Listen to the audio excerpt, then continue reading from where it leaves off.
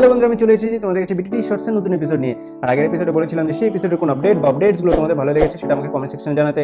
তো সেখান থেকে তোমাদের যে রেসপন্স পেয়েছি তার থেকে আগেরবারের মতো এবারও যতগুলো কমেন্ট পেয়েছি তার মধ্যে 98% এটাই বলছে যে তাদের, যেটা আমি বলেছিলাম স্যামসাং অল্ট জি লাইফের ব্যাপারে, তো সেটা তাদের সবচেয়ে বেশি ভালো লেগেছে। এখানে তোমরা স্ক্রিনশটগুলো দেখতেই পাচ্ছ, সবার কমেন্ট একটাই, অল্ট জি লাইফ, অল্ট জি লাইফ, অল্ট জি লাইফ। তো এটি ছিল একদম মেজরিটি। এখন চলে আসি একদম মাইনরিটির দিকে। তো তাহলে বলবো দুজন বলেছে, যেটা হচ্ছে আমি বলেছিলাম গুগল পিক্সেল ফোল্ডের ব্যাপারে, তো তার মধ্যে একজন বলেছে যে তার এই ব্যাপারে ভালো লেগেছে আর একজন এই ফোনের ব্যাপারে তার অপিনিয়ন দিয়েছে। চলো ঠিকই আছে, নিজের নিজের ব্যাপার। তো এইসব ছাড়া মাত্র একজন বলছে যে তার, যেটা আমি বলেছিলাম আসুসের যে গেমিং ল্যাপটপ দুটো লঞ্চ করেছিল সেটা তার ভালো লেগেছে। আর এমআই 10 আলট্রার ব্যাপারে যেটা বলেছিলাম সেটাও একজনের ভালো লেগেছে। তো বাস, তোমরা যেরকমভাবে কমেন্ট করেছো আমি সেরকমভাবেই দেখালাম তোমাদের চয়েস। তো আজকের এপিসোডের এন্ডেও তোমরা আমাকে কমেন্টস করে জানাবে যে আজকের এপিসোডে কোন আপডেট বা আপডেটসগুলো তোমাদের ভালো লেগেছে। তো আজকে তোমরা যদি কমেন্ট করো সেটা আমি নেক্সট এপিসোডে আবার দেখাবো। তো চলো আজকে এপিসোড টাইম ওয়েস্ট না করে শুরু করা যাক। নমস্কার বন্ধু, আমি দেব আর তোমরা দেখছো BTT shorts. So let's start.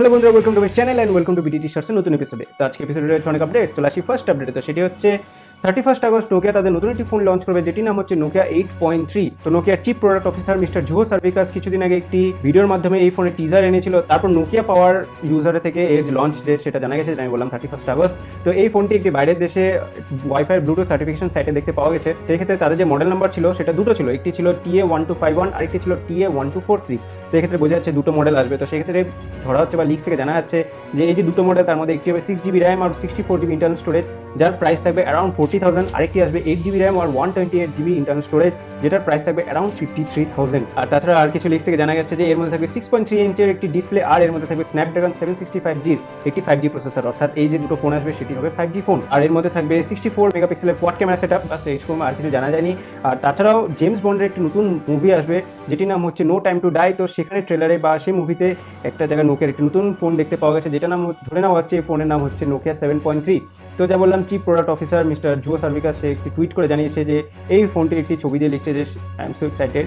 তো দেখা যাক এইসব ফোন যখন লঞ্চ হবে সেটা কত প্রাইস নিয়ে আসবে। তারপর চলে আসি নেক্সট আপডেটে। তো সেটি হচ্ছে ZTE Axon 1020 5G ফোন একটি আসবে, যার মধ্যে থাকবে আন্ডার ডিসপ্লে সেলফি ক্যামেরা। তো এই আন্ডার ডিসপ্লে সেলফি ক্যামেরাগুলো কীভাবে কাজ করে সেটা নিয়ে অলরেডি আমি একটি ভিডিও বানিয়ে দিয়েছি। তো সেটা লিঙ্ক আমি আই বাটনে দিয়েছি, ডেসক্রিপশনে দিয়েছি। তো তোমরা সেখান থেকে ভিডিওটি দেখো, তাহলে জানতে পারবে যে আন্ডার ডিসপ্লে এই সেলফি ক্যামেরাগুলো কীভাবে কাজ করে। তো এই ফোনটি যখন লঞ্চ হবে সেটি হবে ফার্স্ট ফোন যার মধ্যে আন্ডার ডিসপ্লে সেলফি ক্যামেরা থাকবে। যদিও Xiaomi, Oppo ওরা বলছিল নিয়ে আসবে, তো এই ফোনটি নিয়ে চলে এলো। তো এক্ষেত্রে আরও এর যে কিছু লিক্স থেকে জানাচ্ছে এর মধ্যে যে স্পেসিফিকেশন সেগুলো হচ্ছে এর মধ্যে থাকবে কোয়ালকম স্ন্যাপড্রাগনের 765G'র একটি 5G প্রসেসর, মানে এটিও 5G ফোন যাই হোক। আর এর মধ্যে থাকবে 64+8+2+2 কোয়াড ক্যামেরা সেটআপ। আর এর যে বললাম আন্ডার ডিসপ্লে সেলফি ক্যামেরা সেটি থাকবে 32 মেগাপিক্সেলের। তো এই ফোনটি লঞ্চ হবে 1 সেপ্টেম্বরে। তো দেখা যাক এটি যখন লঞ্চ করবে এটি কত প্রাইস নিয়ে আসবে আর এর মধ্যে আরও কী থাকবে। তারপর চলে আসছি নেক্সট আপডেটে। তো সেটি হচ্ছে স্ন্যাপড্রাগন শুরু থেকে তাদের যে চিপসেটগুলো বানাচ্ছিল সেটা লো রেঞ্জের ফোনের মধ্যেও, মিড রেঞ্জের ফোনের জন্য বা হাই রেঞ্জের ফোনের জন্য, কিন্তু লো রেঞ্জের ফোনের মধ্যে যে চিপসেট সেটা মিডিয়াটেক অলওয়েজ, মানে কিছুদিন ধরে তারা ভালো ভালো চিপসেট নিয়ে আসছিল। তো কোয়ালকমও বলছে তারাও মিড রেঞ্জের ফোনের জন্য তাদের চিপসেট নিয়ে আসবে, সেটির নাম হচ্ছে কোয়ালকম স্ন্যাপড্রাগন 732G। তো এই চিপটি আসবে সেপ্টেম্বরে। তো এর ব্যাপারে একটি টিপস্টার টুইট করে জানিয়েছে, সেখানে সে বলেছে যে এই চিপটি সেটি হবে 8 ন্যানোমিটারের আর হবে অক্টা কোরের, যার মধ্যে দুটো কোর হবে ক্রিও 470, যার ক্লক স্পিড হবে 2.3 GHz, আর 6টি যে বাকি কোর থাকলো সেটি থাকবে ক্রিও 470 সিলভার, যার ক্লক স্পিড থাকবে 1.8 GHz। তো আলাদা আলাদা এরকম। তো তোমরা যদি চাও যে এরকম নিয়ে একটা ভিডিও বানাই কেন আলাদা আলাদা একটি প্রসেসরের মধ্যে আলাদা আলাদা কোড দেওয়া হচ্ছে, তো তোমরা আমাকে কমেন্ট সেকশনে জানাও, আমি নিশ্চয়ই চেষ্টা করবো পরবর্তীকালে এরকম একটা ভিডিও নিয়ে আসার। তো 22,000-এর নিচে যতগুলো ফোন আসবে সেই ফোনের মধ্যে এই চিপসেটটি দেখতে পাওয়া যাবে। তো দেখা যাক এই চিপসেটটি যখন আসবে সেটি কতটা পাওয়ারফুল হবে, মিডিয়াটেকের মতনই ঠিকঠাকভাবে টেক্কা দিয়ে চলবে কি চলবে না। আর তাছাড়াও জানিয়ে দিই যে যেটা আমি বললাম এটি তো লঞ্চ হবে সেপ্টেম্বরে। তো এক্ষেত্রে রিয়েলমির যে সিও সেও বলেছে যে সেপ্টেম্বরে তাদের যে নতুন ফোন লঞ্চ হবে সেটি হচ্ছে রিয়েলমি 7 সিরিজের ফোনগুলো, সেগুলো সে একটি পোস্ট করে বলেছে। এখন দেখা যাক যে রিয়েলমি 7 সিরিজের যখন ফোনগুলো লঞ্চ হবে তো সেটার মধ্যে এই প্রসেসর দেখতে পাওয়া যাবে কিনা। তারপর চলে আসি নেক্সট আপডেটে। তো সেটি হচ্ছে রেডমি তাদের নতুন একটি গেমিং ল্যাপটপ লঞ্চ করলো, যেটার নাম হচ্ছে Redmi G। তো এর মধ্যে 3টি আলাদা ভেরিয়েন্ট দেখতে পাওয়া যাবে। তো একটি হচ্ছে এর মধ্যে থাকবে ইন্টেলের প্রসেসর, তো সেটি হচ্ছে 10 জেনারেশনের i5, আর এর মধ্যে যে জিপিইউ সেটি থাকবে NVIDIA GTX 1650। তো এর যে প্রাইস সেটা থাকবে অ্যারাউন্ড 57,000-এর মতো। আর আরেকটি যে ভেরিয়েন্ট সেটি হবে ইন্টেলের i5 প্রসেসর 10 জেনারেশনের, আর যে জিপিইউ সেটি থাকবে NVIDIA GTX 1650 Ti। তো এর যে প্রাইস সেটি থাকবে 67,800 অ্যারাউন্ড। আর লাস্ট আরেকটি যে ভেরিয়েন্ট আছে সেটির মধ্যে থাকবে ইন্টেলের i7-এর 10 জেনারেশনের প্রসেসর, আর এর যে জিপিইউ সেটি থাকবে NVIDIA GTX 1650 Ti। তো এর যে প্রাইস সেটি থাকবে 75,300 অ্যারাউন্ড।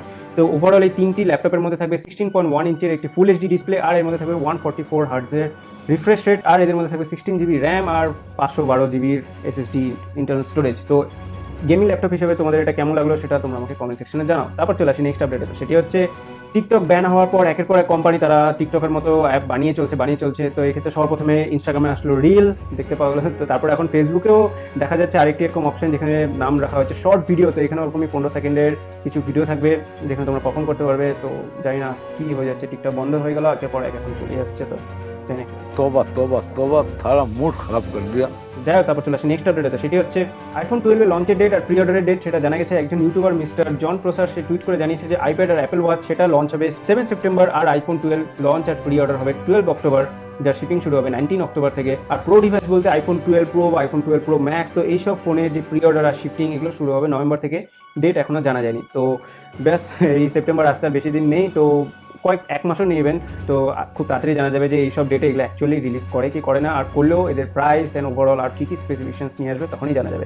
তারপর চলে আসে নেক্সট আপডেটে, তো সেটি হচ্ছে গুগল তাদের যে কাস্টমার তাদেরকে নতুন আপডেট দিয়ে ভালোই সার্ভিস দিচ্ছিল। তো এখন হোয়াটসঅ্যাপ থেকে একটি রিপোর্ট থেকে জানা যাচ্ছে যে গুগল ইন ফিউচার অ্যান্ড্রয়েডের ফোনের মধ্যে আর্থকোয়েক ফিচার নিয়ে আসবে। তো এক্ষেত্রে ফিচারটি যখন তোমাদের ফোনে আসবে, যেটি হচ্ছে অ্যান্ড্রয়েড ফোনের মধ্যে আসবে, তো তখন তোমাদের ফোনটি সেটি সিসমোগ্রাফের মতো হয়ে যাবে, মানে ভূমিকম্প হওয়ার কিছুক্ষণ আগে তোমাদের ফোনের মধ্যে অ্যালার্ট হয়ে যাবে।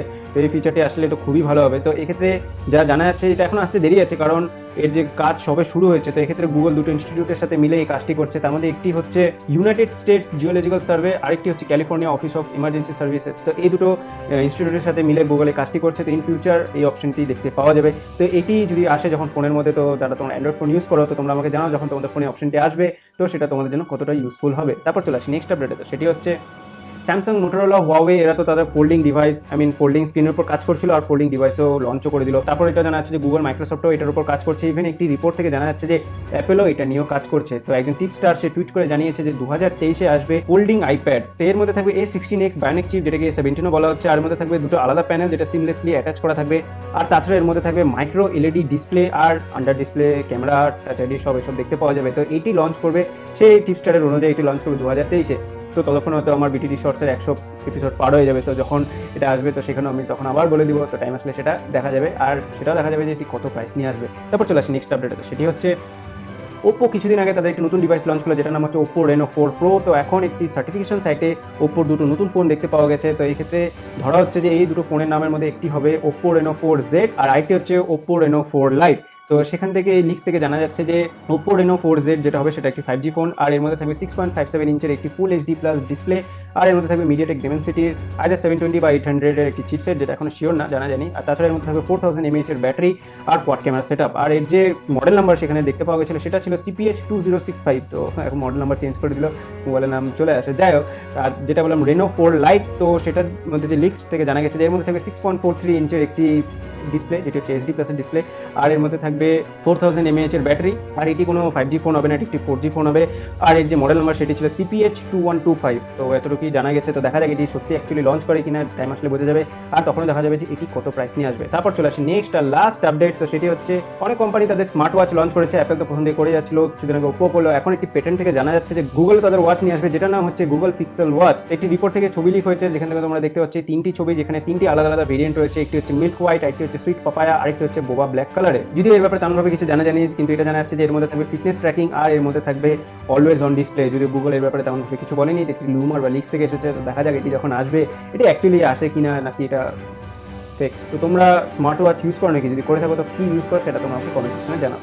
তো বাস আজকে আমি ভিডিও এতটুকুই। তো রিসেন্ট কিছুদিন ধরে যত রকম আপডেটস পেয়েছি তো সেসব নিয়ে বলেছি আজকে আমার এই এপিসোডে। এখন তোমরা আমাকে জানাও যে আজকের এপিসোডের কোন আপডেট বা আপডেটসগুলো তোমাদের ভালো লেগেছে। তো আশা করি তোমাদের ভিডিওটি ভালো লেগেছে। যদি ভালো লেগে থাকে তাহলে লাইক করে দিও, শেয়ার করে দিও তোমাদের বন্ধুদের সাথে, তাহলে তারা জানতে পারবে আমার চ্যানেলের ব্যাপারে, আর তারা আমার রিসেন্ট টেকনিক্যাল আপডেটসের ব্যাপারে অনেক কিছু জানতে পারবে। আর আমার রবিবার করে যে ভিডিও আসে যেটা হচ্ছে টেকনোলজির উপর বেস করে থাকে, তো সেটির মাধ্যমে তারা টেকনোলজির ব্যাপারে অনেক কিছু জানতে পারবে। তো এখন যারা সাবস্ক্রাইব করেনি তারা প্লিজ সাবস্ক্রাইব করে দিও, আর এই বেল আইকনটা ক্লিক করে দিও, তাহলে পরবর্তী সময় আমার আরো ভিডিও আসলে সেটা নোটিফিকেশন তোমরা ডিরেক্ট পেয়ে যাবে আর সবার প্রথমে দেখতে পারবে। আর যারা অলরেডি সাবস্ক্রাইব করে দিয়েছে তাদেরকে জানাই অসংখ্য ধন্যবাদ। তো আমি আবার আসছি কিছুদিন পরে একটি টেকনিক্যাল টপিকের উপর টিকটক্স নিয়ে। তো আজকের জন্য গুড বাই।